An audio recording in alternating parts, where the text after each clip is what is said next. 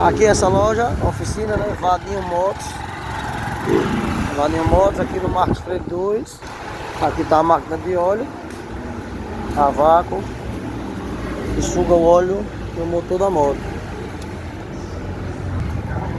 Suga, a vácuo, depois desce para esse reservatório e vai para esse reservatório aqui de um metro cúbico, abaixo do chão, né? Que tem, guarda 1000 litros de óleo.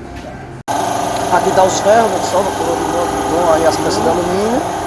E aqui mais ferro também que serve também para vender, além de vender, serve também para fazer banco, fazer alguma ferramenta, alguma coisa que não se joga fora metal. Além das empresas de reciclagem que vem reciclar para comprar, né?